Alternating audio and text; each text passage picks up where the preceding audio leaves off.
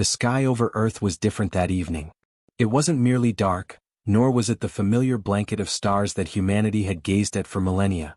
Tonight, the heavens themselves seemed alive, shimmering with an unnatural glow. Across every continent, from the icy plains of Antarctica to the bustling megacities of Asia, people looked up, their breaths caught in their throats.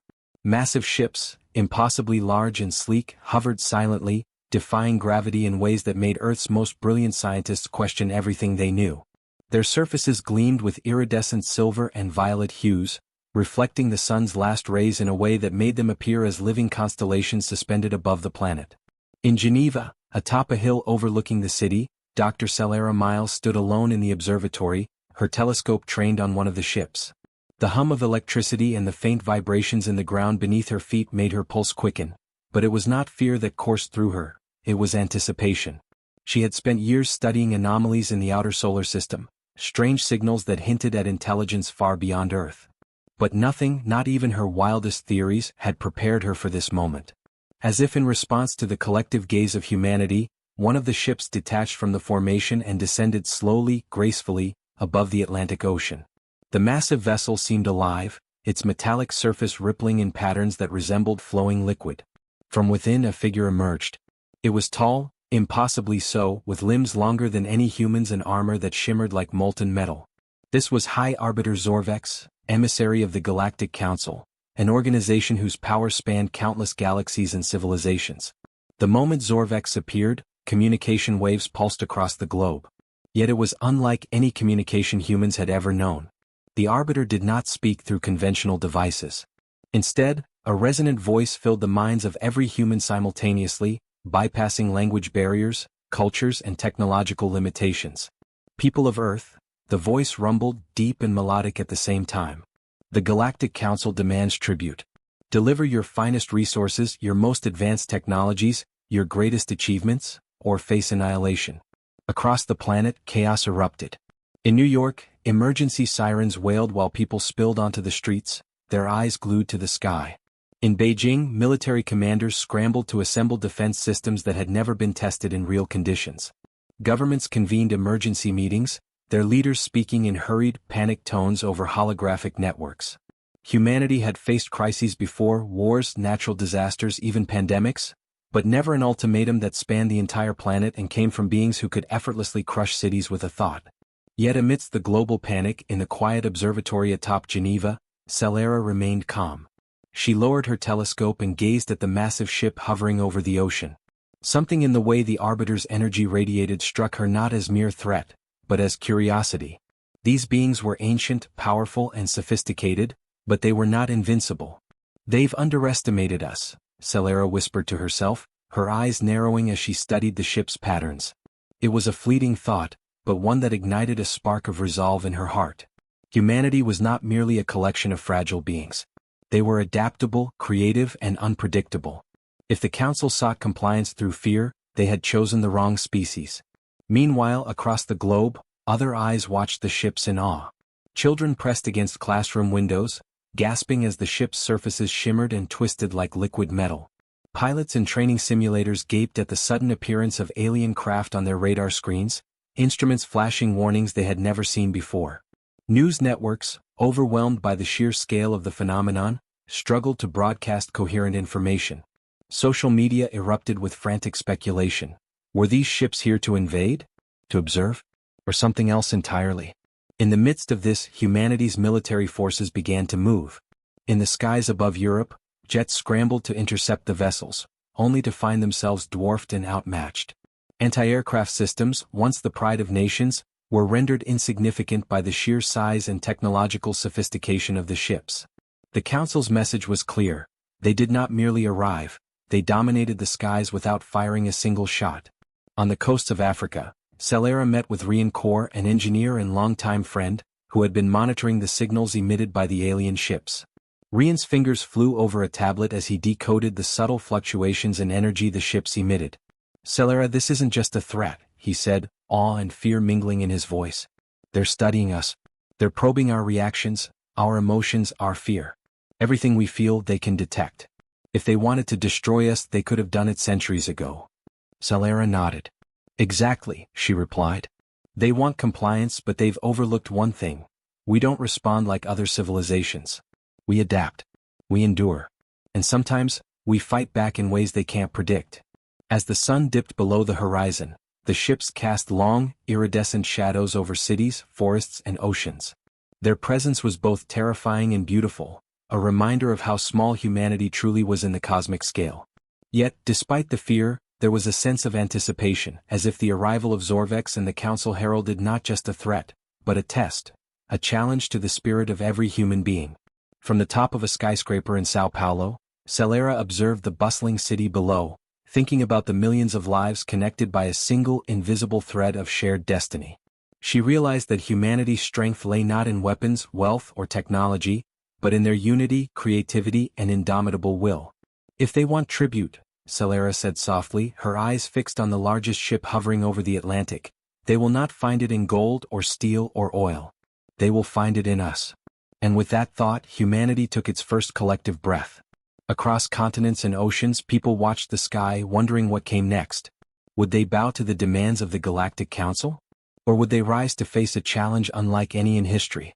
As night fell, the ships continued their silent vigil, their lights painting the earth in hues of violet and silver.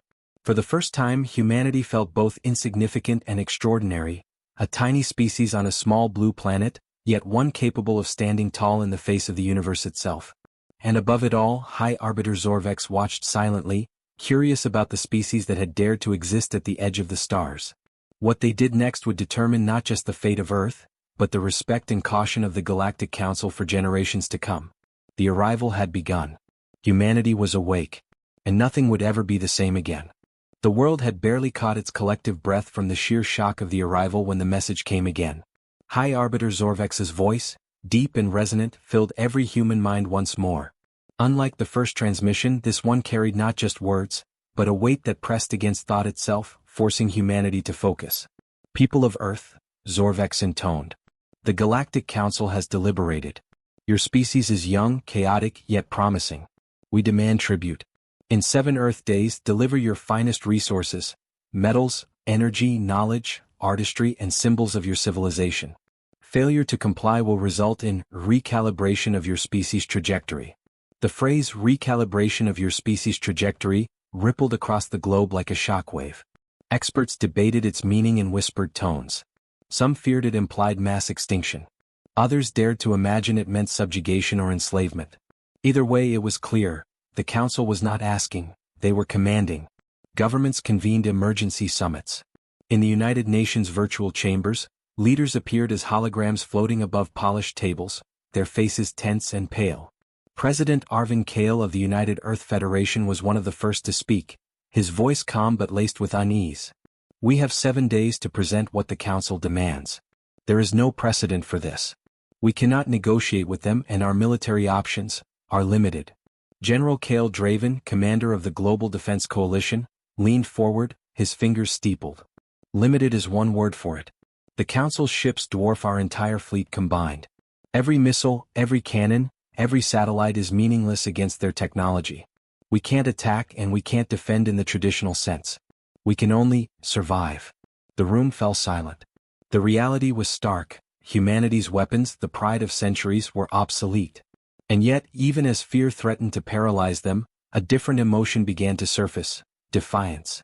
Across the Atlantic, Dr. Celera Miles and her colleague Engineer Rian Kaur monitored the alien ships from their lab in Geneva. Celera's eyes never left the main vessel. The Council's energy emissions were constant, probing, analyzing, almost as if it were reading their emotions. They want fear, Rian said, his voice tight with both awe and tension. They're trying to see how we react. If we crumble, they win. If we fight back, well, I'm not sure they know what to do with that. Celera didn't answer immediately. Instead, she studied the flow of energy from the ship, the subtle variations in its pulse. They underestimate one thing, she finally said. They think we respond like all other species they've encountered. But humans are unpredictable. We adapt. We endure. And sometimes we fight in ways that don't make sense to them. Meanwhile, across the world, citizens reacted in varied ways. In the crowded streets of Mumbai, millions paused in mid-step, staring skyward. Street vendors abandoned their stalls, children clutched parents' hands, and social media exploded with live footage and speculation. Experts, conspiracy theorists, and regular citizens debated furiously about what the tribute could be. Should they offer gold, rare metals, or scientific knowledge? Or was the council expecting something beyond material wealth? In Tokyo, cultural icons and artworks were hurriedly secured. Museums closed their doors as priceless pieces were catalogued, packed, and prepared for potential collection. Entire archives of knowledge, from medical breakthroughs to the greatest literature, were considered candidates for this enigmatic demand. Humanity began to realize the tribute was not just material, it was symbolic, a representation of everything humans valued and created. In the midst of this, grassroots movements emerged spontaneously. Across continents, ordinary people began to share a single thought: we are not just resources to be claimed. We are humanity, and we will not be broken. Social media campaigns, hashtags, and messages of solidarity began circulating, encouraging unity instead of panic. Even in the face of an unimaginable threat, a strange sense of shared purpose began to take root.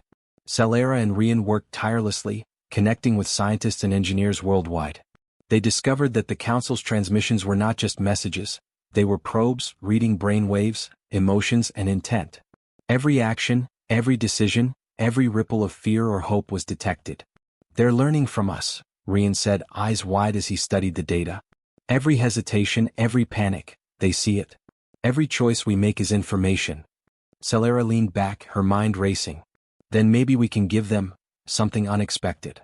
They want tribute, yes, but what if we give them truth instead of material wealth? What if the tribute is who we are?" Across the globe, leaders struggled with the Council's demand.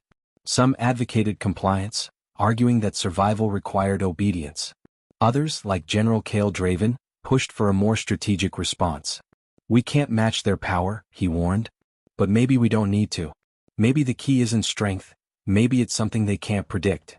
The Council's message was repeated nightly, a constant reminder of the approaching deadline. The words 7 Earth days were a countdown not just of time, but of humanity's resolve. And as the days passed, the world began to shift. People worked together in unprecedented ways, coordinating across nations, cultures, and languages. Fear was still there, yes, but beneath it grew determination. In the quiet of her lab, Celera spoke to Rian with a quiet intensity. "We don't need to give them gold. We don't need to give them oil, metals, or weapons. They want to see us, and I think I know what to show them." Rian raised an eyebrow. "What do you mean?" Celera smiled faintly, eyes glinting with a spark of defiance. "We show them humanity. All of it. Our unity, our spirit, our courage. Not with violence, but with one clear statement. Something they've never encountered before. Something simple, yet impossible to ignore." The engineers and scientists under their guidance began coordinating a planet-wide plan. Communications networks, broadcast towers, satellites, everything capable of transmitting data would be used. The message would not be complex. It would not be a gift of resources or gold. It would be humanity distilled into its purest essence, a message simple enough for anyone to understand, yet powerful enough to shake the stars. As the 6th day approached, tension reached its peak. Military forces were ready, governments prepared contingency plans, and millions of ordinary citizens went about their lives, knowing the Council watched them. The world had been transformed into a stage, every action analyzed, every reaction recorded. Humanity had never been under such scrutiny, yet the pressure had a strange effect. It unified them. And on the final day, as the sun rose over a trembling yet determined Earth, the planet prepared to respond, not with fear, not with wealth, not with subjugation, but with something far more powerful. Humanity was about to speak with a single voice, and the words would be heard across galaxies. The Council had demanded tribute. Humanity had chosen their response. And it would change everything. The world had reached the 6th day of the Galactic Council's ultimatum. 7 Earth days.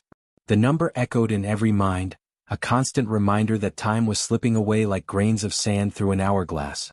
Governments, militaries, and scientists were all racing against a clock they had never known could exist, a clock measured not in seconds but in the survival of their species.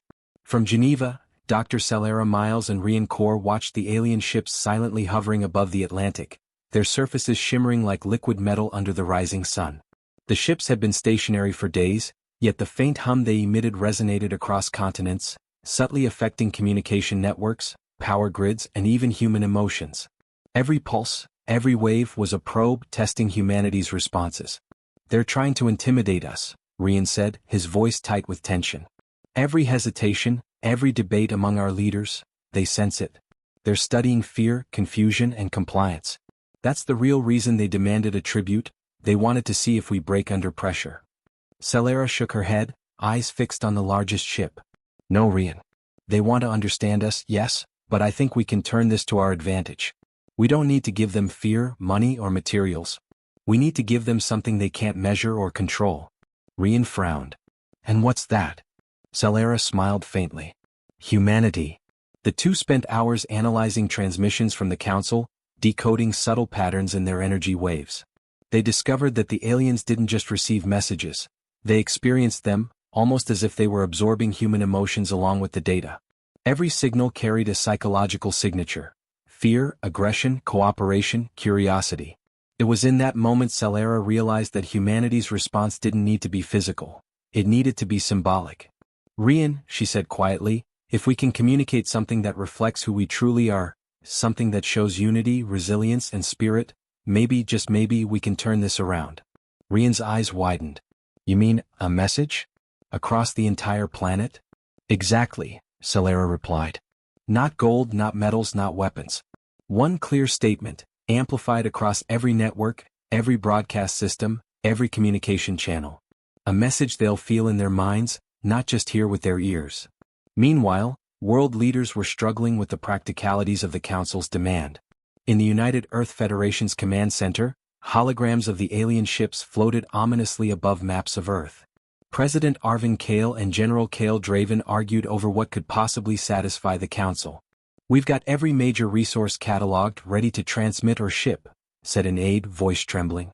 "Precious metals, rare earth minerals, energy grids, even advanced AI prototypes." General Draven slammed his fist onto the table. "That's exactly what they expect. We hand them our wealth, our technology, and what? They'll take it and come back asking for more. No, we need a strategy they won't anticipate. Something that proves they can't intimidate us with fear alone." President Kale looked at him thoughtfully. "And what would that be?" Draven paused, then spoke with conviction. "Something they can't quantify. Something abstract. Humanity itself." Back in Geneva, Celera and Rian began coordinating their global plan. They contacted scientists, engineers, and communication experts across continents, explaining their vision. Satellite networks, internet backbones, television and radio stations, all capable of transmitting the message, were prepared. Every detail was calculated to ensure that the message would reach the Council simultaneously, across every continent, every city, and every mind. "This isn't just a broadcast," Celera explained during a global virtual conference. "It's a statement. A declaration of who we are. They want tribute, they'll get it, but not in a way they understand. This is humanity distilled into its purest essence." As the sixth day turned into night, the world began to shift. Ordinary citizens unknowingly became part of the plan. Social media campaigns, community gatherings, and even artistic expressions began to converge on a single idea: unity. People shared messages of hope, solidarity, and resilience. The world, despite its divisions and conflicts, was coming together. Even the military, prepared for potential combat, found themselves participating in the plan. Satellites were repurposed, transmission towers synchronized, and networks coordinated. Humanity was transforming from a collection of individuals and nations into a single organism, acting in concert for a single purpose. Rian studied the alien ships, their energy waves fluctuating as if sensing the growing determination below. "They're noticing," he said, a mixture of awe and fear in his voice. "The Council can sense our confidence. It's confusing them. They're used to civilizations reacting with panic, not resolve." Celera nodded. "Exactly. We don't need to frighten them or impress them with technology. We need to show them something impossible to control: our spirit. Our unity."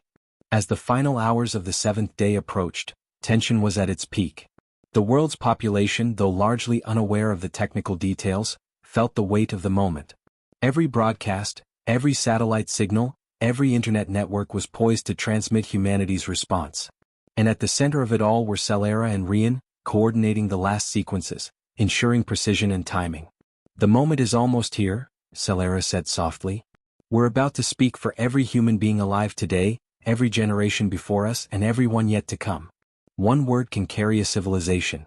Rian swallowed hard. One word, are you sure it's enough? Solara's eyes glinted with determination. It has to be. It's not about length or complexity. It's about meaning.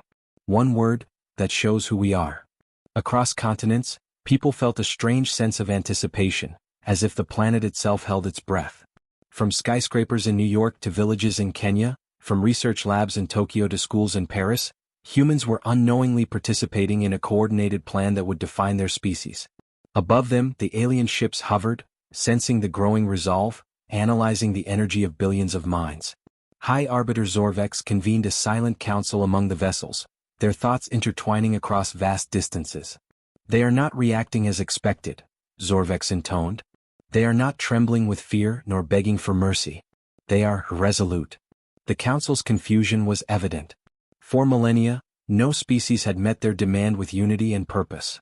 Most civilizations had faltered under pressure, offering tribute out of fear or desperation. Earth, however, was different. Earth's response was building quietly, invisibly, yet with a strength that resonated across the void. And as the countdown reached its final hours, Solera whispered to Rian, "Get ready. Humanity's answer will change everything."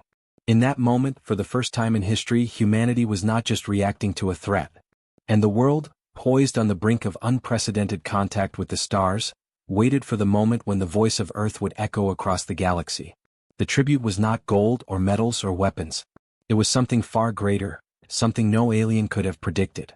And in a matter of hours, humanity would speak with one word that carried the weight of a species, a planet, and a shared destiny. The seventh day had arrived. For 7 days, humanity had held its breath, collectively facing an ultimatum that spanned continents, oceans, and the very heavens above. The Galactic Council's ships still hovered, immense and silent, casting a violet glow across every city, forest, and plain. Their presence was a reminder of the stakes. Failure was unthinkable, yet defiance had never been more necessary. From Geneva, Dr. Solera Miles and Rian Kaur watched the final sequences being executed across the world. Satellites, broadcast towers, and communication networks were aligned, each one ready to transmit the culmination of humanity's plan. Across continents, the groundwork was complete. Every mind on Earth was connected, every signal synchronized. Humanity was poised to speak with a single voice. Solera took a deep breath. This is it, Rian. Every choice, every risk, every second of these 7 days has led to this moment. Humanity's voice, our voice, is about to echo across the galaxy. Rian nodded, though his hands trembled slightly over the control panel. It's incredible, terrifying, and yet somehow perfect. They're expecting fear. They're expecting submission. Instead, we're giving them truth. Above the Atlantic, the largest ship shimmered and pulsed with a strange rhythm. High Arbiter Zorvex observed silently, their form imposing, their energy radiating power. The Council had anticipated fear, panic, and compliance, but not unity. Not determination. Not a species that refused to be reduced to resources. The tribute is ready, Solera whispered. In 3, 2, 1. Across the planet, signals erupted in perfect synchronization. Screens lit up, satellites transmitted messages, and broadcast towers carried the same sequence across every network. And then, from billions of mouths, minds, and devices, one word emerged. One word that carried the essence of a species across light years. Together. It was simple. It was human. And it was unyielding. For a moment, the Council recoiled, not physically but psychologically. Their energy readings fluctuated wildly. Every ship, every sensor, every probe felt the resonance of that single word. Zorvex's eyes widened, or what could be interpreted as eyes, reflecting a mixture of surprise, confusion, and something akin to awe. "They are united," murmured Vieronin Salas, an elder counselor, their thought pulsing across the network of the Council. "They are resilient, and yet, they did not attack. They did not bow. They simply exist as one." The word, together, was more than communication. It was a declaration, a philosophy, a mirror showing the Council their own limitations. They had faced countless civilizations, countless species, and none had ever responded like this. Humanity's unity, courage, and resilience could not be quantified, could not be intimidated, and could not be conquered by fear alone. On Earth, the impact was immediate and profound. People across the globe paused to absorb the moment. In New York, crowds in Times Square erupted not in panic, but in collective recognition of their shared strength. In Rio de Janeiro, families embraced beneath the shimmering lights of alien ships, feeling the same pulse of resolve reverberate through their hearts. Across deserts, oceans, and mountains, humans felt a connection deeper than ever before, a shared identity that had been tested and had endured. In Geneva, Celera and Rian watched the data feed from the Council's ships. Energy fluctuations spiked, sensors detected unfamiliar patterns in the alien psyche, and for the first time, the Council experienced something it had never truly understood: humanity's spirit. "They're stunned," Rian said, barely able to believe what he saw. "They weren't expecting this." Celera smiled, a mixture of relief and triumph lighting her eyes. "They weren't expecting humanity. That's the point. They thought we would react with fear. They thought we would beg. But we're more than that. We are a species capable of resilience, creativity, and unity. That's our tribute. That's our power." Above the Atlantic, Zorvex hovered silently, their thoughts a whirl of incomprehensible calculations. The Council had underestimated humanity. Every probe, every analysis, every expectation had been shattered by a species that refused to be defined by wealth, technology, or obedience. One word, simple and profound, had conveyed something they had never encountered: a species capable of being strong together without violence. "They are extraordinary," Solace admitted, their thought resonating across the Council's consciousness. "We have misjudged them. Perhaps, we have much to learn." As the alien ships began to slowly ascend, fading into the darkness of space, humanity exhaled collectively. The immediate threat had not been met with destruction. There had been no annihilation, no conquest. And yet, the message was clear: humanity had earned respect, not through aggression but through unity and courage. Across the globe, celebrations erupted, not merely in relief but in pride. Ordinary people realized they had been part of something unprecedented, a species-wide act of defiance and self-expression that had resonated across the stars. Governments, scientists, engineers, and civilians alike understood that they had faced the impossible and emerged victorious without firing a single shot. Celera and Rian stood on the observatory balcony, looking up at the stars where the Council had retreated. "Do you think they'll come back?" Rian asked quietly. Celera shrugged, a faint smile on her lips. "Maybe. But next time, they'll know we're not just a planet full of resources. We're a civilization. And they'll know that no weapon, no threat, can break us when we stand together." The word "together" echoed not just in the minds of the Council but across the world. It became a mantra, a reminder that humanity's greatest strength was unity. It was more than a word, it was a declaration that humans would not be underestimated, that fear alone could not bend them, and that their spirit was a force even the stars had to reckon with. And somewhere, in the quiet corners of the world, people began to understand something profound. Humanity's power was not in what they built, nor in what they owned, nor in what they could destroy. It was in who they were, together, against any challenge the universe could throw at them. The moment of truth had passed. Humanity had spoken. And for the first time, the Galactic Council had been forced to recognize a species that could stand tall, not with weapons but with one word, one idea, and an unbreakable spirit. The sky returned to a strange calm. The ships, now distant, still glimmered in the stars, but Earth had changed. Humanity had changed. The story of that day and that one word would be told for generations, a testament to what a species could accomplish when it stood united, unafraid, and resolute. And in the hearts of every human being alive, the truth was simple and undeniable.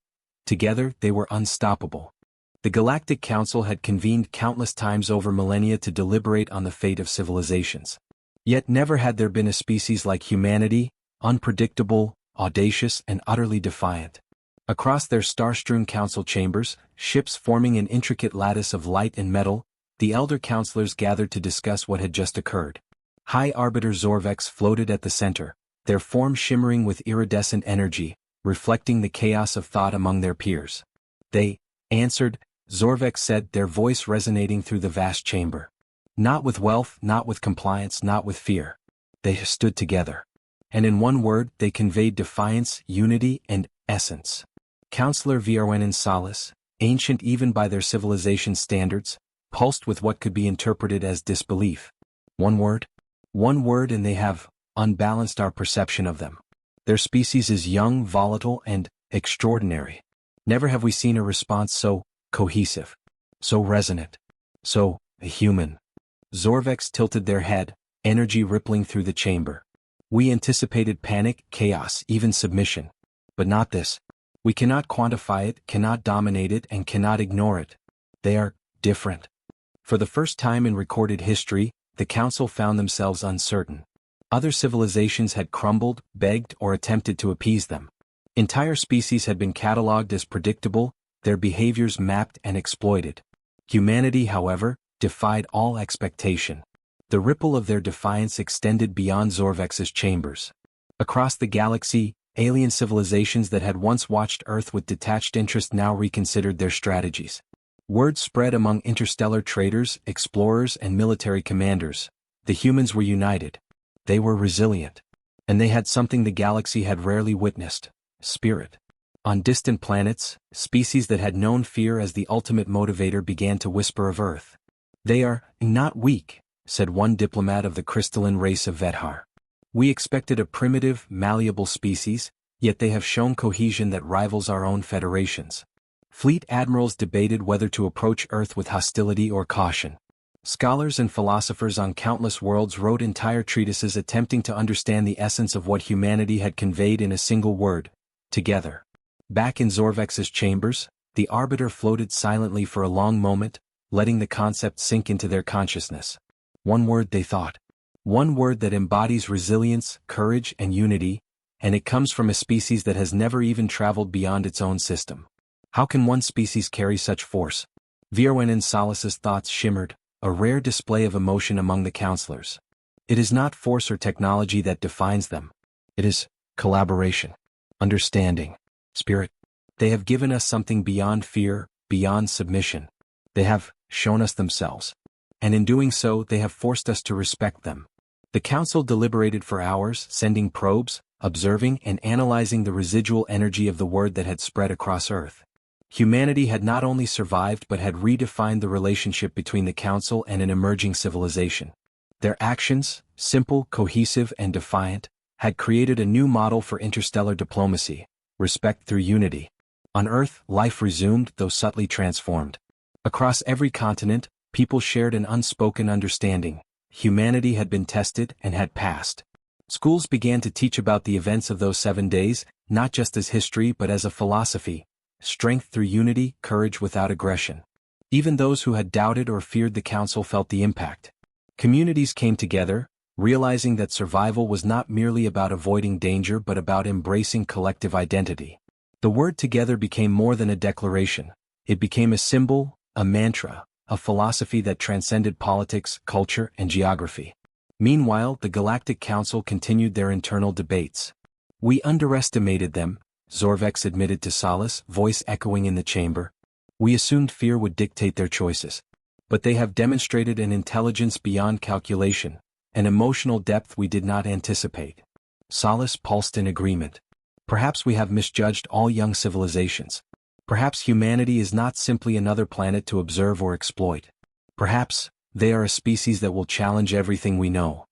Across the galaxy, messages began to circulate among alien civilizations.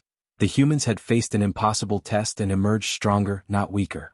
Traders whispered of Earth's resolve, explorers noted the cohesion of its population, and scholars debated the implications of a species that could unify across borders and cultures in response to existential threat.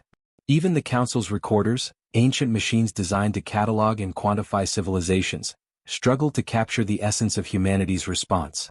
Every calculation failed to grasp the resonance, the depth, and the audacity of a species that could speak to the cosmos with one word and convey something far greater than material tribute: identity, courage, and unity. Back on Earth, Dr. Celera Miles and Rian Kor watched the skies with a sense of quiet triumph. The ships had retreated, but the lesson was clear: humanity had not only survived but had asserted itself as a species to be reckoned with. The challenge had revealed something essential: that even in the face of overwhelming power, unity and spirit could triumph where weapons could not. Rian exhaled, the weight of the past week lifting slightly from his shoulders. "They're talking about us out there, aren't they? Across the galaxy?" Celera nodded. "They are. And they're learning.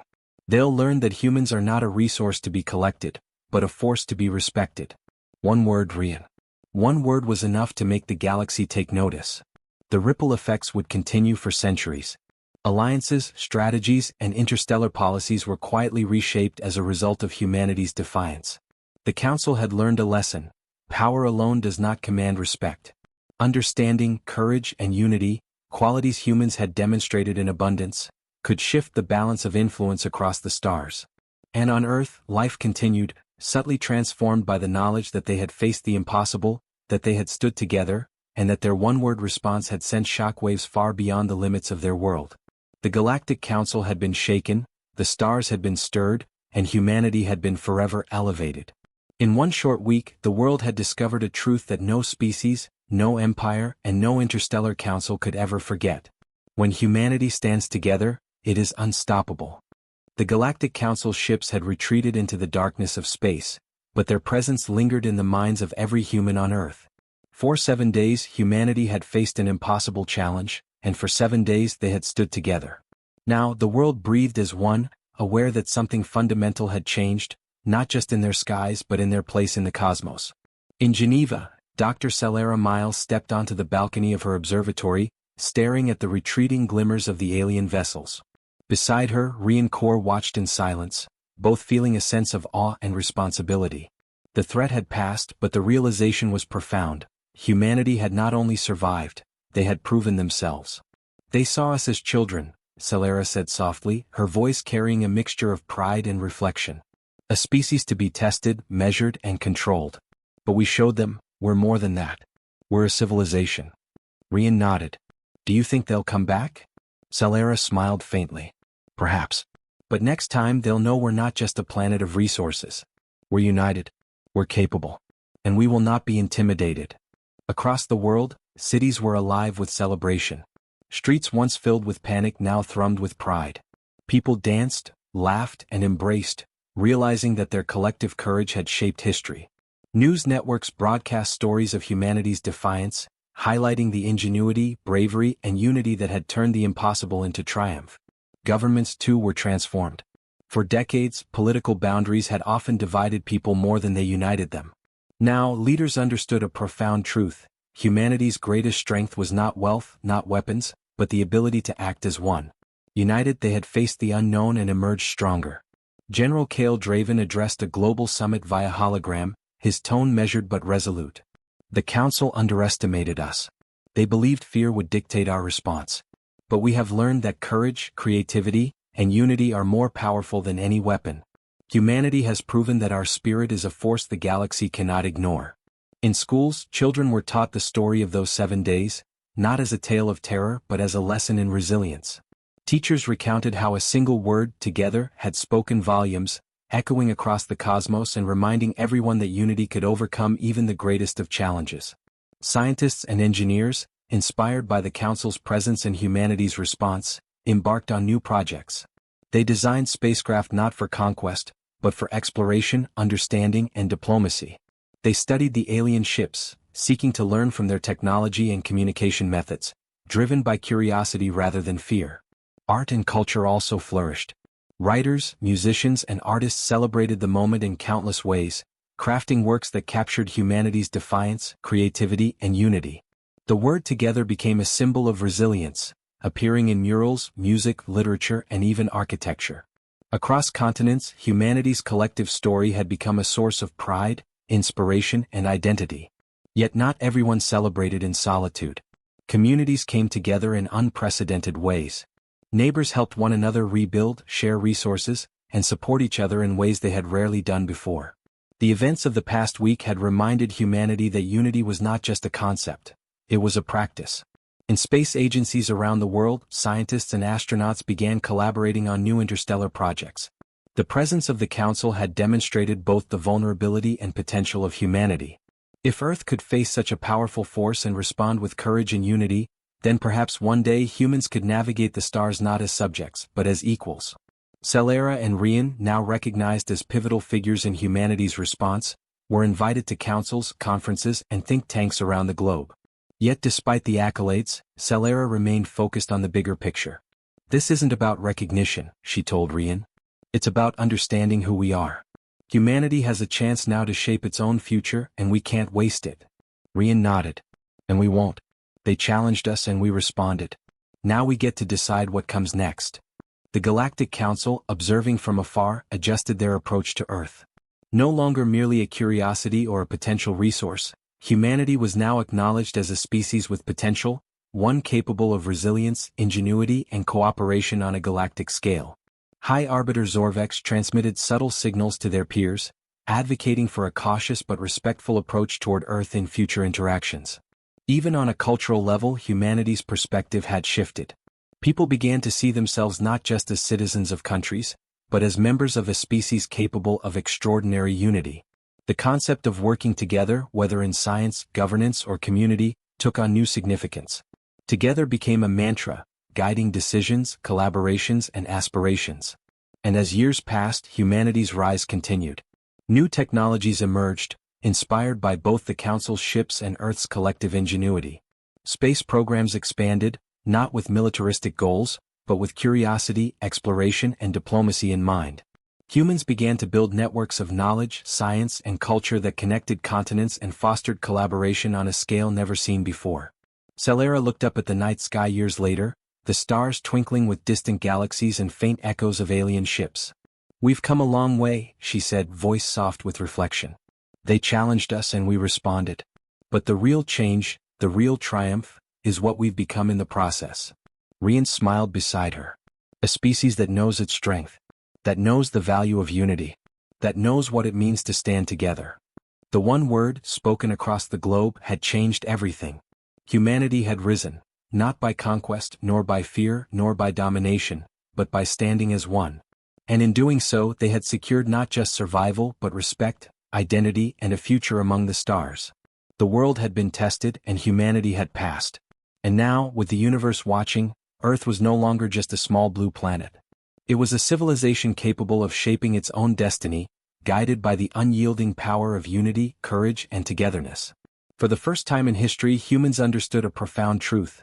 Their greatest strength lay not in weapons, not in wealth, and not in technology, but in themselves and in each other. And that strength, once realized, would define their future among the stars. Years had passed since the Galactic Council had hovered over Earth, demanding tribute and testing humanity with an ultimatum that would define the fate of a species. The ships had long since disappeared into the depths of space, but their visit left a permanent mark, not on the planet's surface, but in the hearts and minds of every human being. The word they had spoken, together, had become a beacon. Across the globe, it was more than a word, it was a symbol, a philosophy, and a guiding principle. Children learned it in schools not just as part of history, but as a lesson in courage, unity, and resilience. Teachers emphasized the power of collaboration, the importance of empathy, and the strength that came from standing as one. In cities, towns, and villages, murals depicted the moment humanity spoke in unison, stretching across walls, bridges, and public spaces. Artists painted, sculpted, and wrote songs that celebrated the audacity and spirit of a species that had dared to defy the universe, not with weapons but with a single word. Musicians composed orchestras inspired by the rhythm of unity, while writers penned stories and plays that immortalized the courage of humanity on that fateful day. Governments and organizations also internalized the lesson. Political leaders recognized that true power lay not in dominance or wealth, but in the ability to unite a diverse population toward a common purpose. Policies encouraged collaboration, international projects flourished, and humanity's approach to solving global challenges shifted fundamentally. Cooperation became more than a strategy, it became a moral imperative. In the realm of science and exploration, humanity thrived. Space programs expanded with unprecedented collaboration, pooling knowledge and resources across nations. New vessels, inspired by the Council's ships but engineered with human ingenuity, began to explore nearby star systems, not to conquer, but to communicate, learn, and foster understanding. Humanity's reputation had preceded them. They were a species to respect, not underestimate. Dr. Celera Miles and engineer Rian Kaur, who had orchestrated the world's response, became legends in their own lifetimes. Yet they remained humble, aware that the true achievement was not theirs alone, it was humanity's. Celera often spoke at conferences, her voice carrying the quiet conviction of someone who had seen a species rise to its potential. "We were tested," she said once, addressing a gathering of young scientists and diplomats. "The universe asked us to respond. And we did, not with fear, not with weapons, not with gold or technology, but with something far more powerful. We responded with unity, with courage, with ourselves. That's what they will remember, and that's what we should never forget. Rian added, the one word we spoke, it wasn't just a message to the council. It was a message to ourselves. It reminded us that no matter the challenge, no matter the danger, we are strongest when we stand together. That is humanity's legacy. Even among the stars, the impact of that word persisted. The Galactic Council, ancient and powerful, had come to understand that Earth was not a planet to exploit or fear, but a civilization capable of remarkable resilience. Councillor Vierwenin Salas frequently referenced humanity in deliberations, citing their unity and ingenuity as examples of what a species could achieve when it embraced its full potential. Other alien civilizations, too, learned from Earth's example. Explorers, diplomats, and scholars shared stories of a species that had faced annihilation and responded with something profound and unexpected. Together became a concept studied across galaxies, a symbol of how courage, collaboration, and spirit could redefine the balance of interstellar relationships. Back on Earth, humanity continued to evolve. Conflicts, though inevitable, were approached with the knowledge that cooperation and understanding were more powerful than division. Societies invested in education, communication, and cultural exchange. People realized that their greatest strength was not in the resources they possessed, nor in the technology they developed, but in the way they connected and supported one another. Communities began to celebrate an annual event, known simply as Unity Day, commemorating the moment the Council demanded tribute and humanity responded with one word. Across every continent, people gathered in public spaces, sharing stories, art, music, and reflections on the power of togetherness. It became a day not just of remembrance but of inspiration, a reminder that even the smallest action, combined with countless others, could resonate across the universe. Celera and Rian, now older, would often watch the celebrations from quiet corners, smiling at the sight of generations they had never met participating in the legacy they helped shape. "We did this," Rian said softly. "No," Celera corrected, her eyes reflecting the fireworks and lights of the celebrations. "We only reminded them what they were capable of. Humanity did this. Humanity always had the power, it just needed to believe in itself." Even centuries later, the story persisted, carried forward in books, songs, educational curricula, and oral traditions. The word together became a cornerstone of human identity, a symbol of resilience in the face of overwhelming odds. It reminded people that the universe could be unpredictable, that threats could appear without warning, and that courage and unity were always the truest form of power. And somewhere, in the distant reaches of space, the Galactic Council observed Earth, not with suspicion or fear but with respect. High Arbiter Zorvex, once a figure of potential destruction, now regarded humanity with something that could almost be called admiration. They had witnessed a species that defied expectations, that embraced unity over fear, and that left an indelible mark on the galaxy with one word. The legacy of that day, of that word, was eternal. Humanity had proven that courage and unity could reshape destiny, that a species could rise not through conquest but through collaboration, and that even in the vastness of the cosmos, the spirit of a single planet could resonate across light years. And so, humanity's story continued, not as a species defined by resources, technology, or fear, but as a civilization defined by spirit, resilience, and the power of standing together. In the hearts of every human, the lesson was simple yet profound. Alone we are vulnerable. Together we are unstoppable. The stars themselves, once distant and intimidating, now seemed like a horizon of possibilities, a canvas for a civilization that had discovered its own potential. And as humans looked up at the night sky, they knew one thing with certainty. No challenge, no matter how great, could break them, not when they faced it as one. Humanity had spoken, the universe had listened, and a single word had changed everything.